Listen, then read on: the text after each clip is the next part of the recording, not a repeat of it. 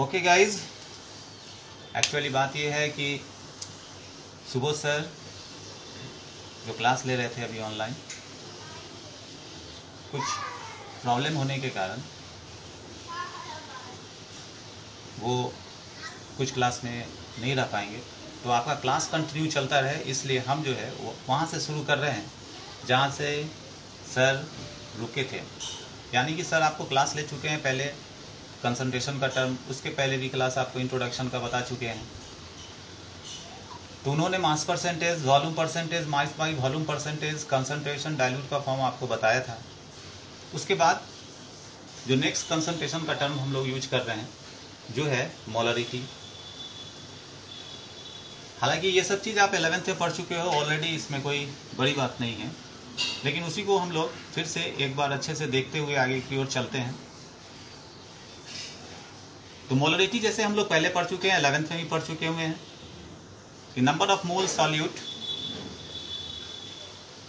Dissolved इन 1 litre और 1 cubic decimetre of solution. That means कहने का मतलब ये है कि ऑलवेज जो मोलरिटी का जो सॉल्यूशन होगा हम लोग ऑलवेज उसको एक्सप्रेस करेंगे किसमें, लीटर में। और मोल्स ऑफ सॉल्यूट, जो मोल्स ऑफ सॉल्यूट हम लोग पहले भी 9th में भी कुछ हद तक जाने थे, 11th में अच्छे से जाने थे। तो मोलरिटी का जो फार्मूला निकला मेरा, moles of solute divided by volume of solution always in litre. तो इससे हम लोग यूनिट कैसे बना ले इस मोलरिटी के टर्म का। तो यूनिट हम लोगों ने बनाया है कि यूनिट ऑफ मोलरिटी कैसे बनाया हम लोगों ने। तो मोल्स ऑफ सॉल्यूट, तो मोल्स को हम लोगों ने ऊपर लिया। वॉल्यूम ऑफ सॉल्यूशन किस में ले रहे हैं, तो लीटर में ले रहे हैं। तो लीटर में ले तो मोल पर लीटर। अदरवाइज इसको हम लोग कैपिटल एम से भी डिनोट करते हैं। अब यहाँ पर जो हम लोग मोल्स की बात करें तो फिर से हम एक बार रिपीट कर देते हैं। सर ने भी आपको बता दिया है कि नंबर ऑफ मोल्स, जिसको हम लोग स्मॉल एन से डिनोट कर रहे हैं, जिसको हम लोग निकालने के लिए जब क्वेश्चंस में हम लोग अप्लाई करेंगे तो given mass divided by molecular mass. हमने क्या किया, लेट कर लिया कि गिवन मास को मान ले कि हम लोग WL लेट कर लिया, मॉलिक्यूलर मास को हम लोगों ने एम कर लिया।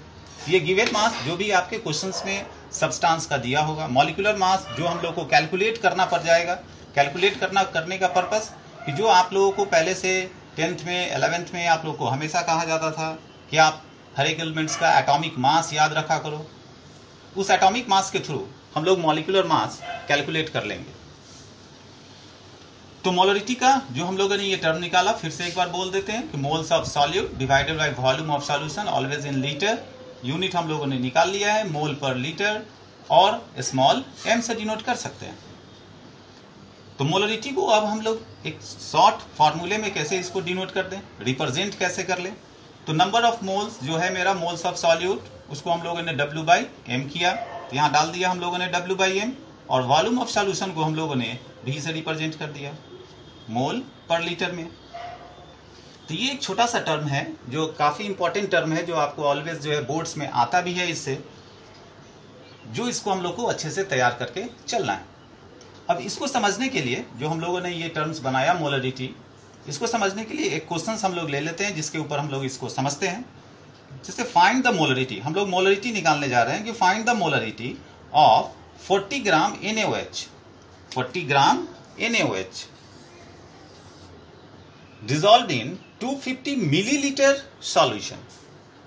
अब यहां बात क्या है, पहले क्वेश्चंस को अच्छे से समझ ले कि 40 ग्राम, ये सब 40 ग्राम NaOH का ये गिवन है। तो जो हम लोगों ने लिखा क्या, गिवन मास डिसॉल्व्ड इन 250 मिलीलीटर सॉल्यूशन। तो हम लोगों ने अभी कहा है कि सॉल्यूशन ऑलवेज मेरा होगा तो वो किस में होना चाहिए, लीटर में। तो 250 मिलीलीटर है, तो 250 मिलीलीटर को हम लोग क्या करेंगे, लीटर में बदल देंगे। तो जब लीटर में जब बदलेंगे तो क्या करेंगे, इसको 1000 से डिवाइड कर देंगे। 1000 से डिवाइड करने के बाद ये कन्वर्ट हो जाएगा किसमें, लीटर में।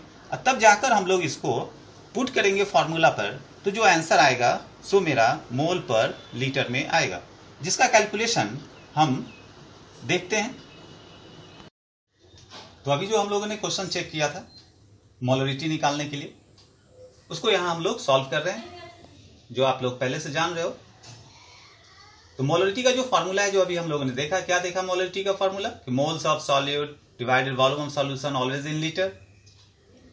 तो मोल्स को निकालने के लिए जो हम लोगों ने यूज किया है वो क्या है, given mass divided by molecular mass. तो गिवन मास कितना दिया हुआ था वहां, 40 ग्राम। मॉलिक्यूलर मास NaOH का अगर देखते हैं हम लोग, NaOH सोडियम जो हम लोगों ने यूज किया था NaOH, तो सोडियम का मास कितना हुआ 23, ऑक्सीजन का एटॉमिक मास 16, हाइड्रोजन का 1, टोटल को ऐड करने के बाद आ कितना रहा है 40, तो 40 ग्राम अपॉन 40 ग्राम ये आया कितना 1 मोल, तो मेरा मोल्स निकल गया कितना 1 मोल, तो हम लोगों ने यहाँ पुट कर दिया मोल ऑफ सॉल्यूट कितना 1 मोल। अब वॉल्यूम ऑफ सॉल्यूशन, तो वॉल्यूम ऑफ सॉल्यूशन वहां मेरा दे रखा था 250 मिलीलीटर, 250 मिलीलीटर, तो 250 मिलीलीटर उसको लीटर में कन्वर्ट करने के लिए हम लोगों ने क्या किया 1000 से डिवाइड कर दिए। अब डिवाइड के नीचे डिवाइड है तो उसको हम लोग क्या करते हैं, फिर जो नीचे का टर्म्स है उसको हम लोगों ने ऊपर ले लिया, जब ऊपर कर लिया तो क्या आया 1/250 इंटू 1000, इसको हम लोगों ने क्या किया क्रॉस किया, जब क्रॉस कर दिए तो कितना 4 टाइम्स में क्रॉस हो गया, तो बचा कितना मेरे पास 4 मोल पर लीटर। दैट मीन्स क्या पता चला हमको कि 1 लीटर में NaOH का कितना मोल्स है, तो 4 मोल्स है जो डिसॉल्व कर रहा है। ठीक उसी तरह हम लोगों ने एक क्वेश्चन को और लेके समझने का कोशिश किया है कि find molarity of 4.9 gram sulphuric acid, जिसका फॉर्मूला क्या होता है H2SO4, present in 500 centimetre cube solution. अब इसको भी यहां जैसे आपने पहले बनाया है उसी तरह, जैसे हम लोगों ने मिलीलीटर को कन्वर्ट किया था लीटर में तो 1000 से डिवाइड किया, उसी तरह हम लोग यहां पर सेंटीमीटर क्यूब को लीटर में कन्वर्ट करने के लिए हम लोग को क्या करना होगा 1000 से डिवाइड करना होगा। तो पहले मोल्स जैसे हम लोग निकाले थे इधर उस तरह यहां निकाल ले रहे हैं, तो मोल्स कितना दी, गिवन मास कितना दिया 4.9, ये गिवन मास हो गया सब्सटेंस का। मॉलिक्यूलर मास जो हम लोगों ने यूज किया वो क्या है मेरा, किसका यूज करेंगे H2SO4 का, तो H2SO4 हाइड्रोजन का एटॉमिक मास 1 होता है, 2 है तो हम लोगों ने 2 कर दिया, सल्फर का 32 होता है जो हम लोग ने यूज किया है, ऑक्सीजन का 16 होता है, 4 है तो 16 इंटू 4 यानी कि टोटल कितना हो गया 64। अब टोटल को ऐड कर दिए तो कितना आ गया मेरा 4.9 डिवाइडेड बाय 98, इसको ऐड करेंगे तो टोटल कितना आएगा 98।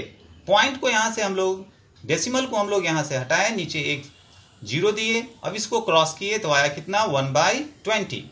तो अब मोलरिटी मेरा जो है वो निकाले हम लोग तो कितना आ गया 1/20 जो मेरा मोल्स है into 1000 divided by 500। That means हम लोगों ने यहां क्यों किया, क्योंकि अब नीचे अलग हम लोग वॉल्यूम को करते तो वॉल्यूम कितना होता 500 डिवाइडेड बाई 1000, तो 500 डिवाइडेड बाई 1000 को ऊपर ले गए हम लोग तो क्या हो गया 1000 डिवाइडेड इंटू 500, इसको हम लोगों ने क्रॉस किया आया कितना 1/10 m, या तो कैपिटल M से पहले भी बता चुके हैं, या तो कैपिटल M से इसको डिनोट कर लें, अदरवाइज मोल पर लीटर से डिनोट कर लें। तो यहां से क्या पता चला हम लोग को कि 1 लीटर में 1/10 सल्फ्यूरिक एसिड प्रेजेंट है। तो इस तरह से हम लोग मोलरिटी का छोटा छोटा टर्म्स बना के चेंज करके हम लोग इसके क्वेश्चंस को सॉल्व कर सकते हैं। तो अभी हम लोगों ने जाना मोलरिटी के बारे में, तो मोलरिटी में ही एक छोटा सा टर्म और बनता है जिसको हम लोग डाइल्यूशन के थ्रू पढ़ते हैं, जो आपके एनसीईआरटी में क्वेश्चंस भी है उससे आप बनाइएगा उससे, कि डाइल्यूशन जैसे आप लोग पढ़े हैं डाइल्यूट फॉर्म जो आप लोग बनाते हो डाइल्यूशन करने के लिए, तो by dilution concentration of solution decreases, यानी कि इसका मतलब क्या हुआ, दैट मीन्स कि किसी सॉल्यूशन में अगर हम लोग बात करें, किसी कंसंट्रेशन की अगर हम लोग बात करें तो उसमें एडिंग ऑफ वाटर, और डाइल्यूशन का मतलब ही लिखा है हमने एडिंग ऑफ वाटर, तो अगर उसमें वाटर को ऐड करते चले जाए तो उसकी कंसंट्रेशन जो है उस सॉल्यूशन की वो डिक्रीज होने लगती है। दैट मीन्स क्या हुआ कि ये जो हम लोगों ने वॉल्यूम लिया, मान लो 2 कंसंट्रेशन यूज कर रहे हैं हम लोग, एक इस बीकर में यूज किए और एक इस बीकर में यूज कर रहे हैं, तो यहां पर क्या हो रहा है कि यहाँ जो हम लोगों ने लिया तो ये जो कंसंट्रेशन M1 है और यहाँ जो हम लोग कंसंट्रेशन दूसरा मोलरिटी का M2 हम लोगों ने यहाँ लिया, इस दोनों की कंसंट्रेशन वाटर के ऐड करने के बाद डिक्रीज हो जाती है। तो डिक्रीज होने का पर्पस क्या हुआ, तो इस पर्पस के कारण दोनों एक दूसरे के बीच में एक मोलरिटी इक्वेशंस बनाती है, और वो मोलरिटी इक्वेशन होता है M1V1 = M2V2। ये मोलरिटी का जो इक्वेशन है हम लोग वहां यूज करेंगे जब क्वेश्चन देखेंगे, क्वेश्चन में ऐसा यूज किया गया होगा कि डाइल्यूशन के वर्ड्स का यूज किया हो, अदरवाइज डाइल्यूटेड वाज यूज किया हो, तो हम लोग जो मोलरिटी का जो पहले का इक्वेशन था जो हम लोगों ने निकाला था, moles of solute divided by volume of solution, उस पर न ले जाकर हम लोग यहां पर मोलरिटी के इक्वेशन को इस्तेमाल करके और तब उस क्वेश्चन को सॉल्व करेंगे। फिर से एक बार बोल दे कि जैसे जैसे हम लोग डाइल्यूशन करते जाएंगे उस सॉल्यूशन की कंसंट्रेशन डिक्रीज होती चली जाएगी। अगर डिक्रीज होती चली जाएगी तो वहां पर एक मोलरिटी का इक्वेशंस बनाते हैं, जो इक्वेशंस बना मेरा M1V1 is equal to M2V2। M1 जिसको हम लोग कह रहे हैं इनिशियल मोलरिटी और M2 मेरा न्यू मोलरिटी, ये मेरा इनिशियल मोलरिटी और जो बनेगा लास्ट फाइनली जो बना वो आपका न्यू मोलरिटी हुआ। ठीक उसी तरह V1 इनिशियल वॉल्यूम होगा और जो V2 होगा वो आपका न्यू वॉल्यूम होगा।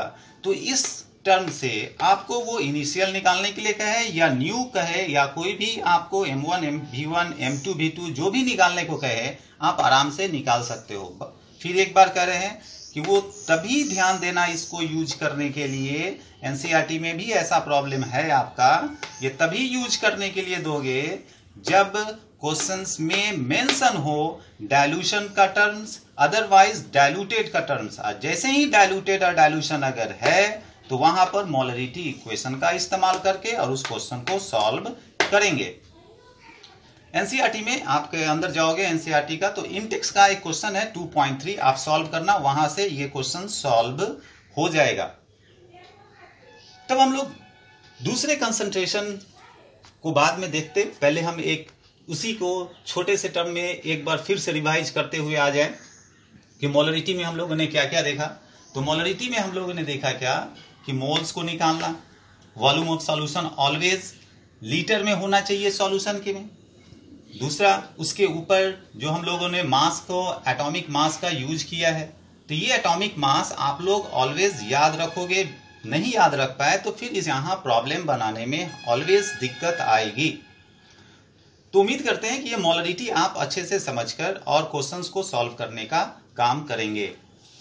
दूसरा कंसंट्रेशन है, इसका जस्ट मिला हुआ ही है, थोड़ा बहुत का चेंज है, उस दोनों में देखिए थोड़ा सा चेंज आपको दिखेगा। मोलालिटी, मोलालिटी को हम लोग स्मॉल m से भी डिनोट करते हैं।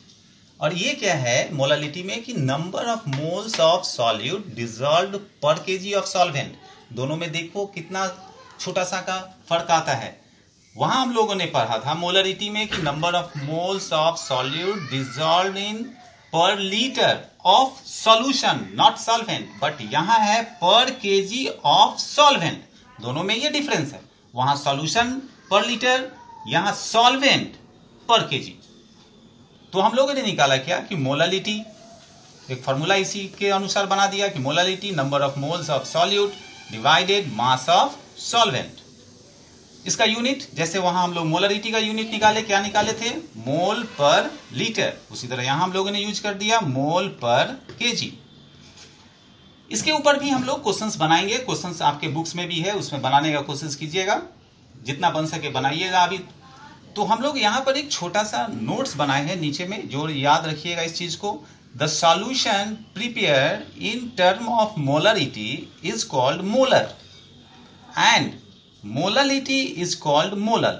दैट मीन्स कहने का मतलब ये है कि जो सॉल्यूशन प्रिपेयर करते हैं आप मोलरिटी के टर्म पर, उसको हम लोग मोलर कह रहे हैं, और जो मोलालिटी के टर्म पर करते हैं उसको हम लोग मोलल कहते हैं। तो आगे जैसे जाओगे सॉल्यूशन में भी आगे जाओगे तो वहां आपको मोलल मास भी, मोलल का फॉर्म भी मिलेगा। तो वहां पर ध्यान रखना होगा कि अगर मोलल टर्म यूज कर रहा है, मोलल टर्म यूज कर रहा है, दैट मीन्स वो रिलेट कर रहा है किसके साथ, मोलालिटी के साथ। और अगर मोलर टर्म यूज कर रहा है तो उसको रिलेट कर रहा है किसके साथ, मोलरिटी के साथ। ये फिर से हम बोल रहे हैं कि अगर मोलल टर्म, जैसे ही कॉलिगेटिव प्रॉपर्टीज में जाओगे आगे धीरे धीरे, तो मोलल टर्म यूज करने का पर्पस कि वहां मोललिटी के साथ कुछ रिलेशंस बनाएगा, आप देखोगे अच्छे से। और मोलर यूज करने का पर्पस ये होगा कि वहां मोलरिटी के साथ कुछ रिलेशन बनेगा। तो ये टर्म्स ध्यान रखोगे कि the solution prepare in term of molarity is called molar and molality is called molal. तो ये जो हम लोग मोलालिटी देखें, फिर इसके अंदर जाएंगे, थोड़ा सा और चेक करेंगे कि कैसे इससे क्वेश्चन सॉल्व होता है, उसके बेसिस पर आप बनाइएगा। इस पे के ऊपर जो अभी हम आपको मोलरिटी इक्वेशंस बता रहे हैं, इस पर अभी आपको हम बोला ही है कि आप एनसीईआरटी के इंटेक्स में जाओगे और इंटेक्स में 2.3 का ऐसा क्वेश्चन है, वहां जाकर इसको सॉल्व कर सकते हो।